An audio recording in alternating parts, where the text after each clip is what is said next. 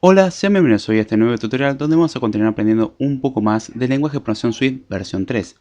En esta ocasión vamos a ir viendo el tema de control de acceso y cómo funciona con distintos elementos y distintos tipos que vamos a poder trabajar. Hasta ahora hablamos muy por encima algunas cosas de las funciones y algunas propiedades básicas, pero la idea es ver en profundidad el tema y ya con este capítulo dar cierre al análisis del control de acceso. Así que vuelvo a avisar de que estos episodios son bastante teóricos y ya sin más vamos a comenzar con el episodio, así no se hace tan tedioso, por lo menos lo vamos a hacer lo menos tedioso posible. ¿Qué pasa cuando nosotros trabajamos con tuplas? Nosotros podemos crear un type alias que trabaja con una tupla. ¿Cuál es el control de acceso que va a tener por defecto algo que es una tupla? Va a ser el más restrictivo de los componentes de los cuales esté formado.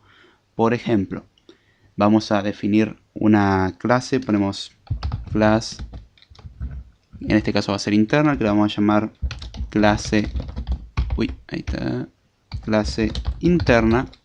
Abrimos y cerramos llave, no nos interesa el contenido y creamos otra clase que sea privada, en este caso private class, que la vamos a llamar clase privada. Abrimos y cerramos llave, no nos interesa su contenido nuevamente. Y si ahora nosotros trabajáramos en algún momento, por ejemplo, con una tupla que sea de tipo clase interna y clase privada, ponemos por ejemplo let a, que va a ser de tipo tupla de clase interna, clase privada, y esta le asignamos al fin y al cabo la tupla, que es clase interna, abrimos y cerramos paréntesis, clase privada, abrimos y cerramos paréntesis. Hasta ahí, si le damos a compilar, nos va a marcar un error y ahora vamos a explicar el por qué. Es por el tipo que tiene por defecto la variable. Vamos a comentarlo y eso lo solucionamos más adelante cuando veamos qué pasa con las variables. Pero en sí, el tipo que corresponde a clase interna y clase privada va a ser el más restrictivo. ¿Cuál es el más restrictivo de los dos? Tenemos uno que es internal. Es internal aunque nosotros no lo especifiquemos, recordemos que por defecto es internal. Y el segundo es privado. Entonces va a ser el más restrictivo de los dos. En este caso va a ser privado. ¿Qué es lo que requeriría el let este? Que sea privado. Entonces ponemos private let a, le damos a compilar y la compilación fue exitosa, vemos que no tenemos problema. Ahora vamos a explicar el por qué pasa esto con las variables y con las constantes, pero vamos a borrar esta línea. Pero lo importante a llevarse es que las tuplas, cuando las trabajamos, el control de acceso base que van a tener, es decir, al menos o lo más libre que van a poder ser, va a ser justamente el más restrictivo. No podemos hacer que, por ejemplo, sea público o sea internal. Vimos que antes, cuando hicimos que la constante sea internal por defecto, porque no especificamos nada, nos daba un error. ¿Por qué? Porque un elemento sí es internal, no hay problema, es la clase interna, pero el otro es privado. El más restrictivo es clase privada. ¿Qué pasa con las funciones? Con las funciones sucede algo similar. El tipo de la función por defecto va a ser el más restrictivo de los tipos entre los parámetros y los valores de retorno.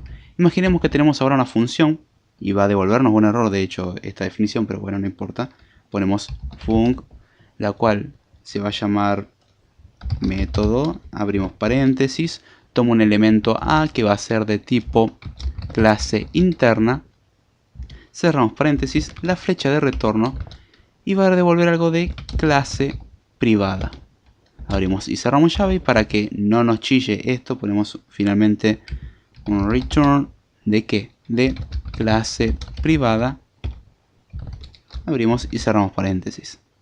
Pero aún así, si le damos a compilar, vemos que esto nos está reportando un error y el error lo remarca en la palabra clase privada. ¿Por qué?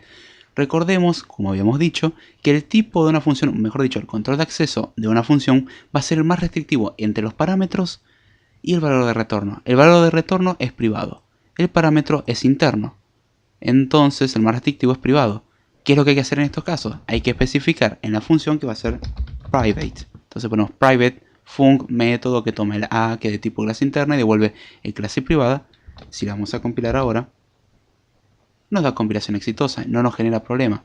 El control de acceso no lo vamos a ver tanto con ejemplos prácticos, sino que la idea es entender la teoría detrás de eso y de ahí en más el resto es mero juego con esto, no hay mucho ejercicio extraño a hacer, es bastante útil esto, pero es cuestión de ponerse uno con esto. ¿Qué pasa, por ejemplo, con las enumeraciones? Con las enumeraciones, vamos a definir una enumeración, después de estas clases ponemos En este caso enum, lo vamos a llamar punto, punto cardinal. Dos puntos, en este caso vamos a hacer que correspondan a números enteros, o mejor, más lindo, strings. Abrimos y cerramos llave y vamos a poner los 4 casos. Ponemos case, ponemos norte, coma sur, coma este, coma oeste. Y si recordamos esto, como lo hacíamos anteriormente, podríamos escribirlo en 4 líneas o podríamos escribirlo en una sola línea, como lo escribimos en este caso. Como son 4 casos y se van a convertir en string y no nos interesa tener nada más, lo podemos escribir en una sola línea. No nos afecta. Es visualmente según como le siente cómodo a cada uno. Ahora bien, tenemos 4 casos en este caso. Sí, eso fue redundante, perdón. Tenemos 4 casos. ¿Cuál va a ser el nivel de acceso de cada caso? El nivel de acceso de cada caso por defecto es el mismo que el nivel de acceso de la enumeración de donde provienen. Si la enumeración, veamos acá, es internal porque no especificamos nada, implícitamente es internal, entonces cada caso es internal. No podemos hacer que un caso sea menos restrictivo que otro. Todos los casos van a tener el mismo nivel de acceso, eso es importante. ¿Y cuál es el nivel de acceso que tiene que tener el tipo asociado? Y tiene que ser al menos tan libre, por decirlo así, como la enumeración. En este caso string es algo público, y como es algo público, algo internal lo puede usar, porque público tiene menos restricciones que el internal. Ahora acá no podríamos poner, por ejemplo, punto cardinal que sea el elemento clase privada. Es decir, en un punto cardinal, dos puntos clase privada, si la vamos a compilar, vemos que la compilación falló y la compilación, el error viene de justamente haber usado clase privada. ¿Por qué? Porque la enumeración es internal, pero el tipo que estamos utilizando para asociar los elementos del pattern matching, más que ya sabemos cómo usarlo, es algo privado y necesitamos que al menos sea tan libre como el tipo de la enumeración y no se cumple. Si ponemos command Z, volvemos a lo que era antes y tenemos que es string. String como es público, si lo vamos a compilar nuevamente, nos va a compilar sin ningún problema porque string es algo que tiene más libertad en este caso que el punto cardinal como sí.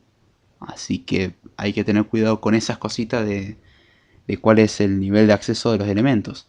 El raw value, en este caso, que sería el tipo asociado, tiene que ser, cumplir la misma restricción, es decir, la misma cosa. El raw value tiene que ser al menos tan libre como el tipo de la numeración, no puede ser más restrictivo. Eso es fundamental.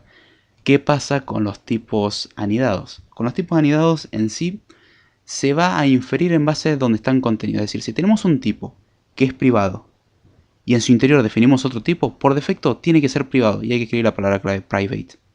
Pues si no, recordemos que si no especificamos es internal. Si el tipo es privado, se convierte en algo privado lo que está dentro.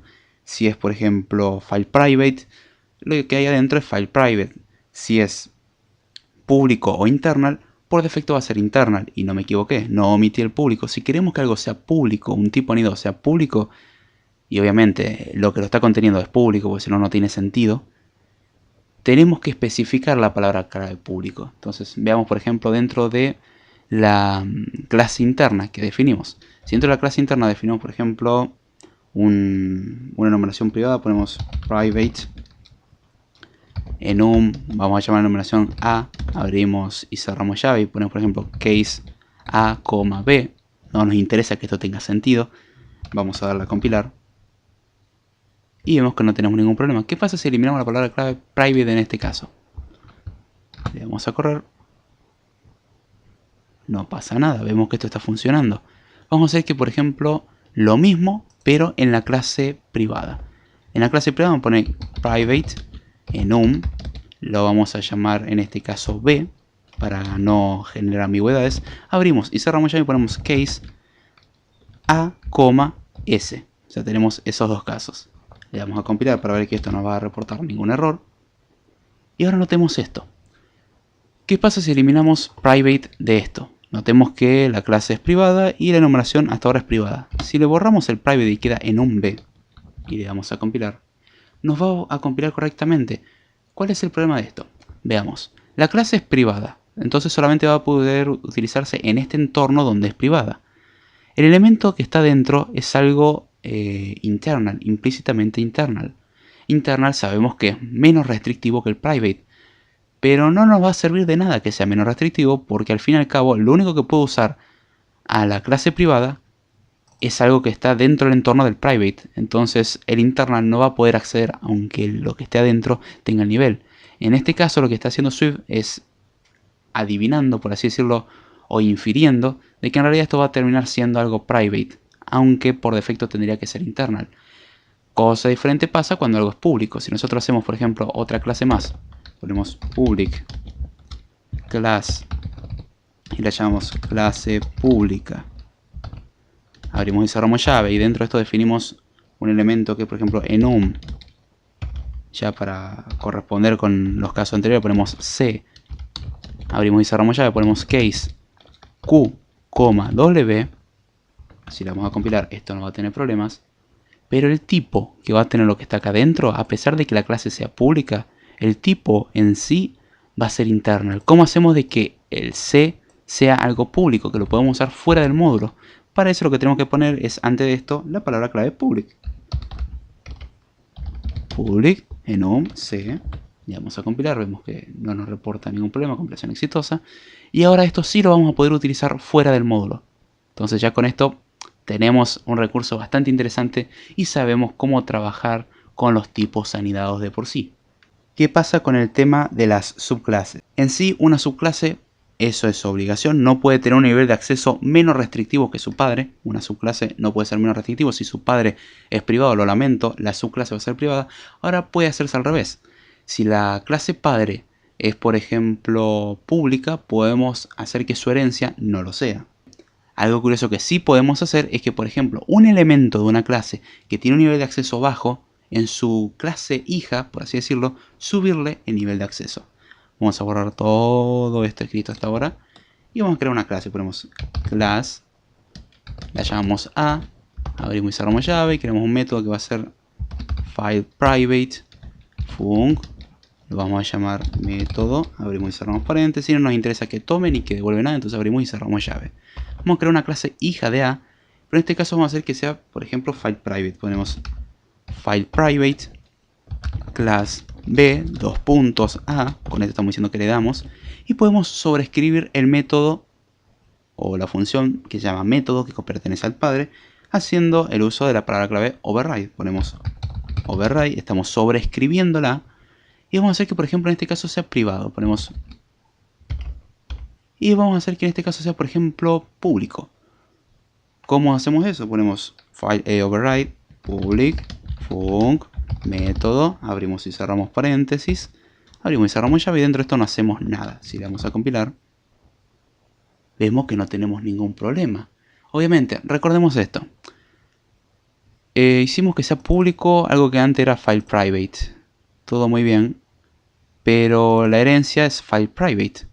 Entonces, al fin y al cabo, va a ser file private esto, aunque digamos que es público. Vamos a eliminar esto que pusimos file private class B, con lo cual ahora, tanto clase A como clase B son ambos internal. El padre tenía el file private func, es decir, una función que era file private. Y en el caso del hijo, vamos a hacer que en vez de que sea público, sea algo, por ejemplo, internal. Sé que no se necesita usar la palabra clave, pero bueno, lo podemos hacer. Notemos cómo algo que anteriormente era file private y tenía un nivel de acceso menor, el hijo puede darle un nivel de acceso mayor, sobreescribiéndolo. Algo que no podemos hacer es lo inverso. Veamos que el padre es file private. En el hijo no podemos hacer que sea, por ejemplo, private. Si hacemos que sea private en el hijo y le damos a compilar, nos reporta un error. No hay que hacer eso.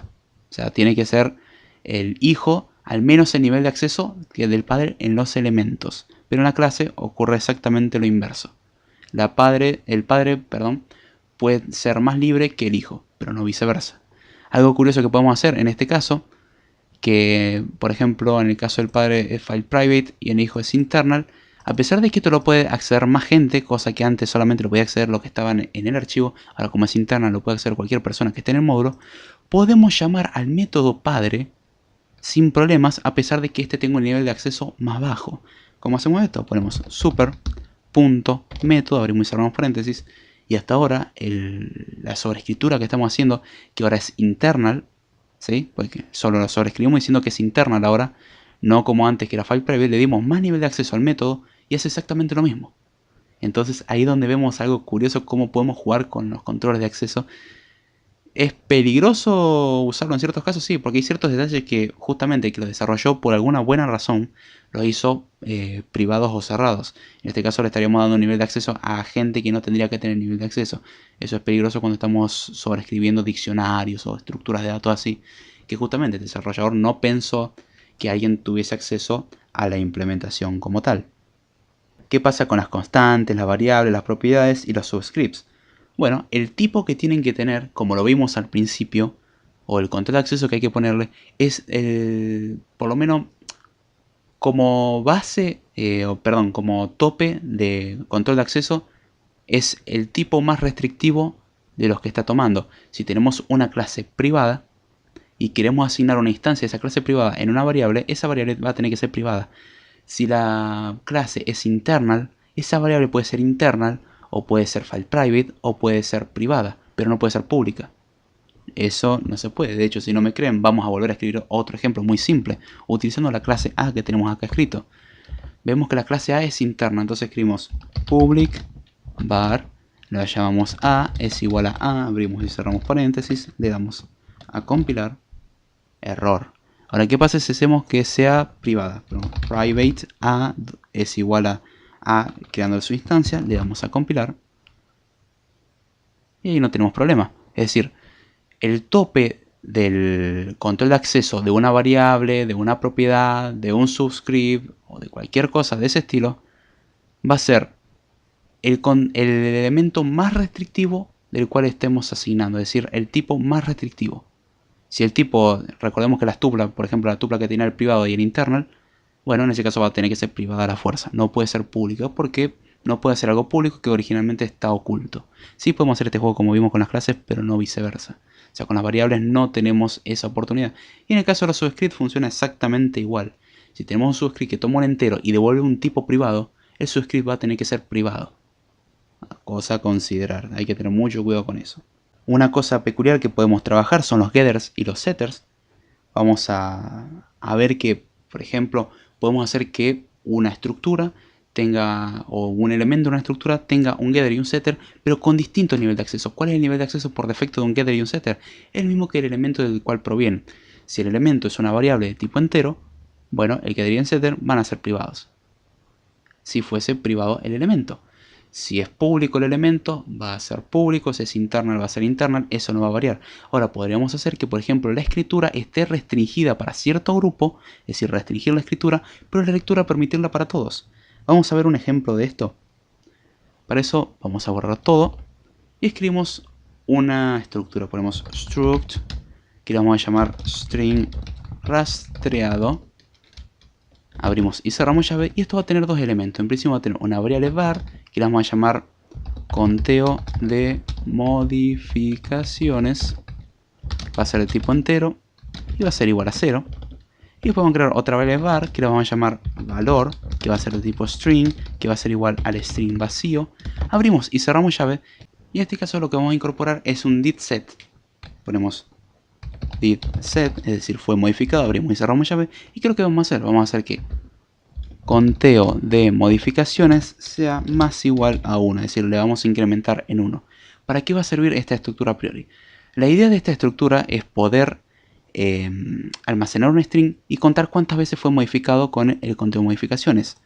¿Qué pasa con esto? Vamos a crear una instancia de esto para ver si esto realmente funciona. Ponemos var conteo, que es igual a string rastreado, abrimos y cerramos paréntesis, porque esto ya se construye, y vamos a hacer que conteo.valor sea igual a un string que diga hola y un espacio, y después vamos a hacer que conteo.valor sea más igual a mundo, es decir que al fin y al cabo va a tener hola mundo. Ponemos print ahora de conteo.contador de modificaciones.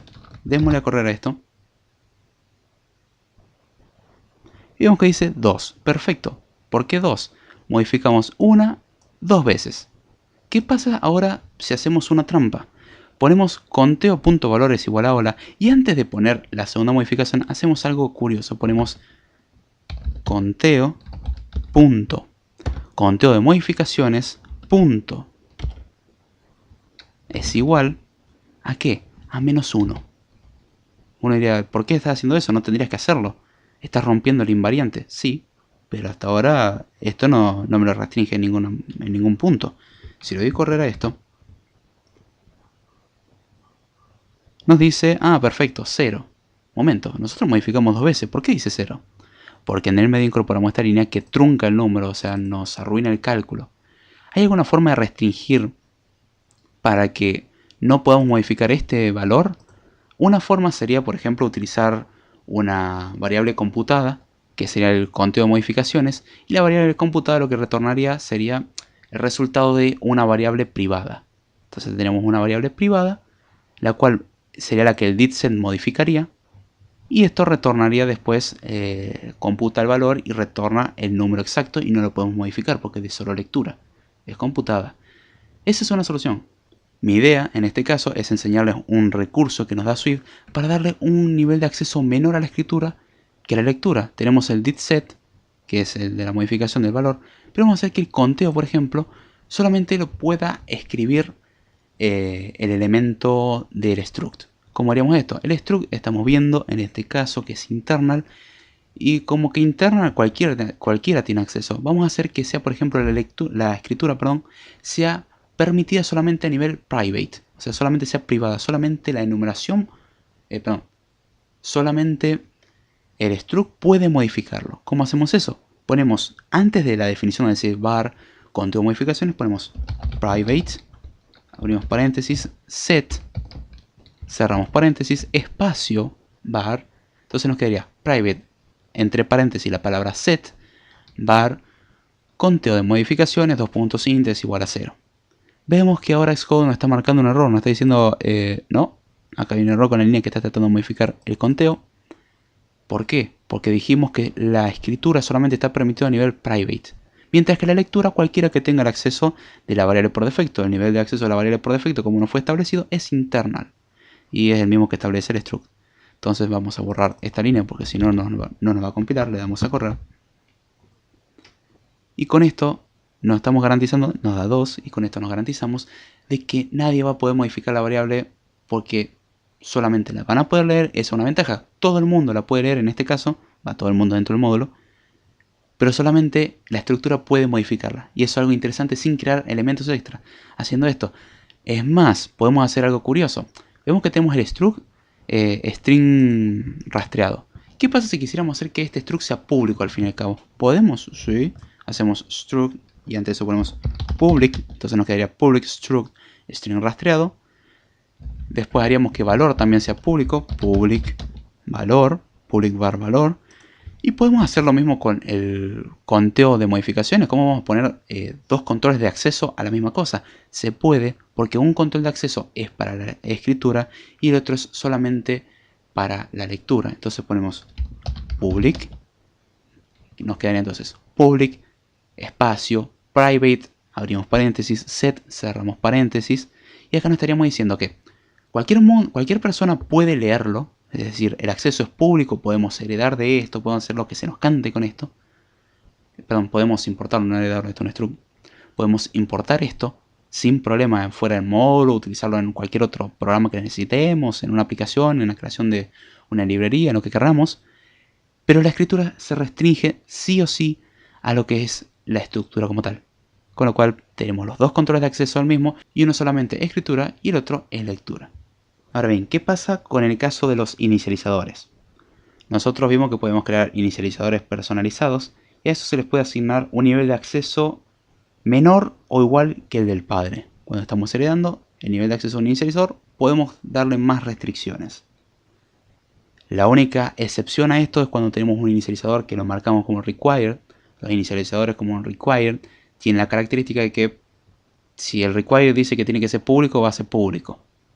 O sea, justamente es requerido de que el inicializador esté en esa instancia. Ahora bien, si tenemos la clase padre que es público y en la clase hija queremos a uno de los inicializadores personalizados, decir que sea ahora privado, no queremos que otra persona tenga acceso a eso, podemos hacerlo. Sobreescribimos el inicializador y listo.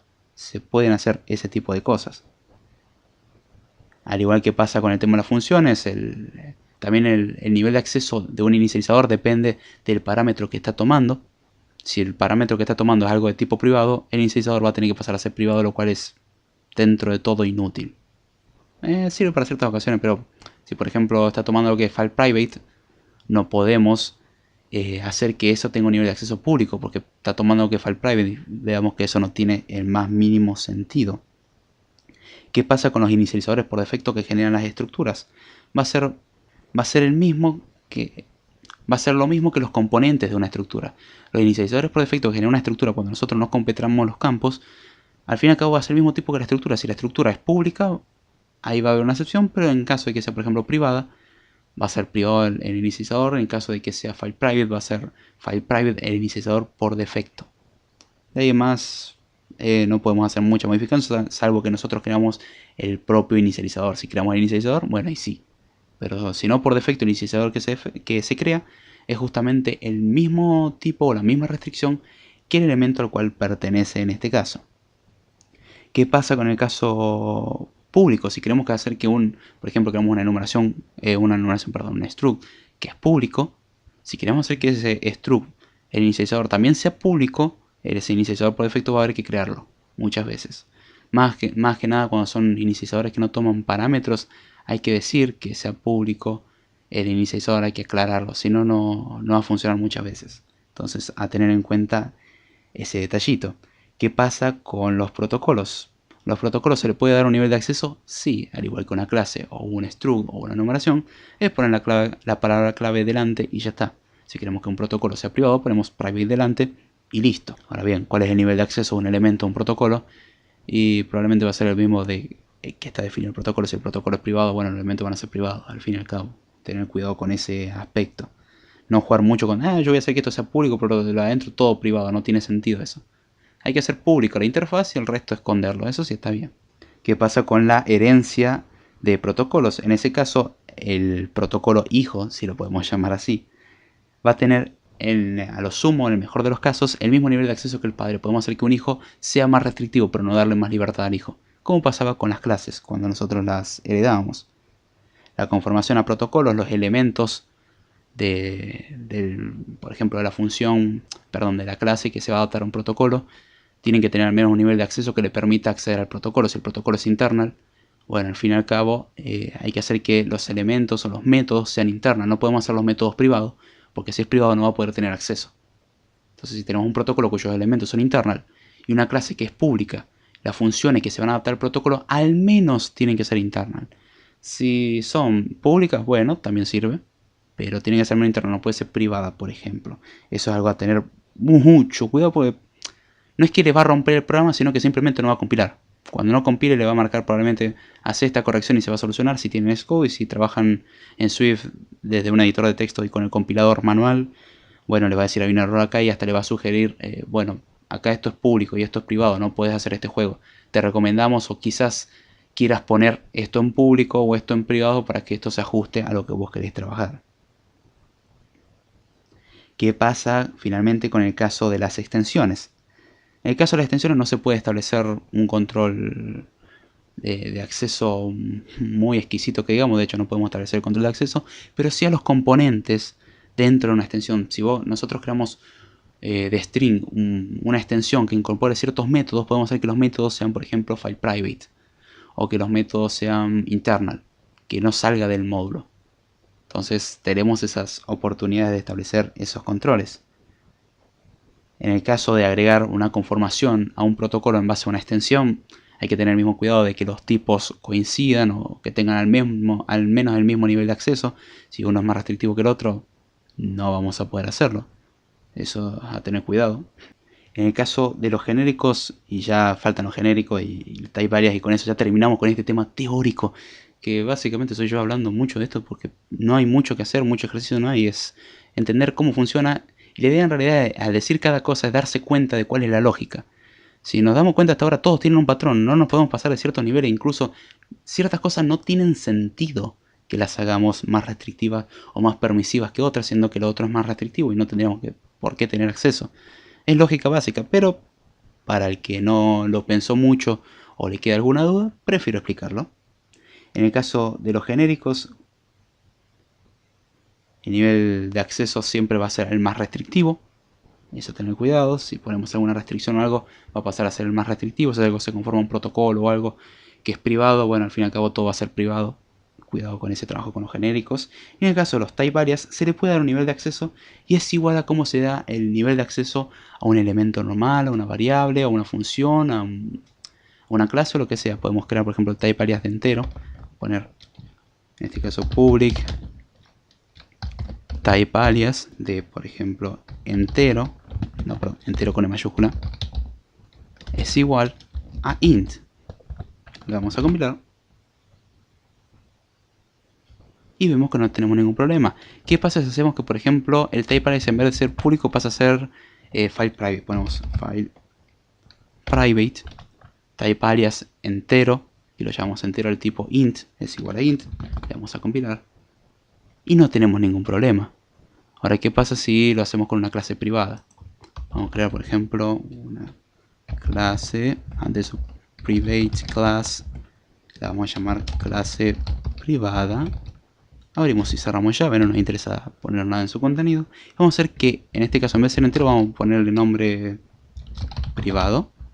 Y es igual a clase privada. Si le vamos a compilar a esto, nos va a compilar exitosamente. Y acabamos de hacer algo muy curioso, de permitir este nivel de acceso, pero hay que tener mucho cuidado de que esto puede fallar. Lo recomendable es que el type alias se corresponda con el mismo tipo de la restricción del elemento. Si por ejemplo la clase es privada, vamos a hacer que el type alias también pase a ser privado. Lo que no podríamos hacer, por ejemplo,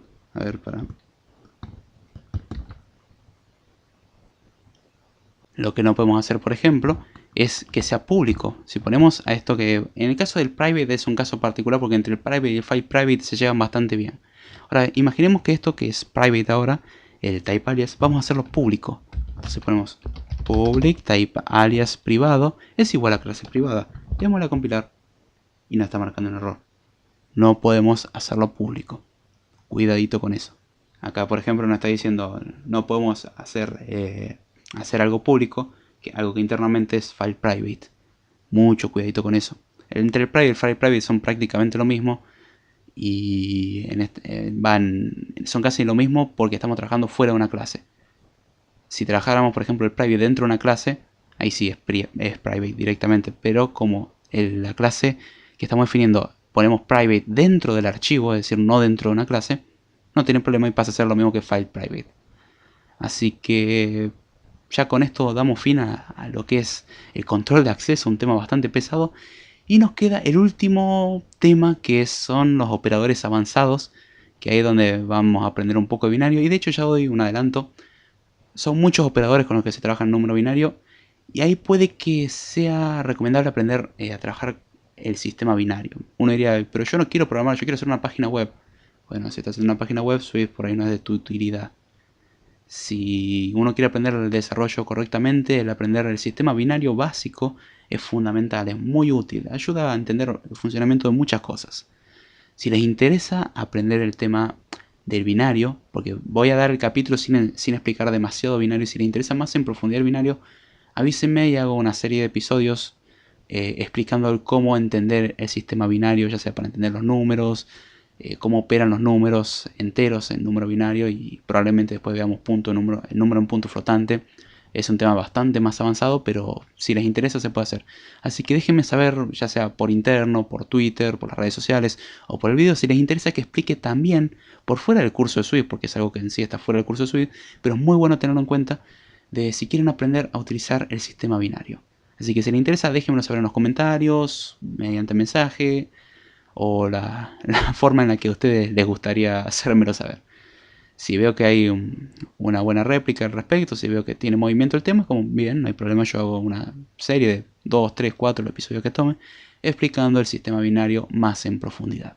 Así, con esto me despido, espero que les haya gustado mucho, no se olviden de comentar, de suscribirse, de compartir, de darle me gusta si les gustó, incluso si no les gustó. Si no les gustó, pásenselo a ese ser que odian, para que sufra también. Y bueno, pediría disculpas por el tema de que es muy teórico el tema, pero no puedo hacer nada al respecto. Es muy teórico y sí, sé que es pesado escucharme a mí hablando durante mucho tiempo. Así que espero que les haya gustado. Con esto me despido y será hasta la próxima.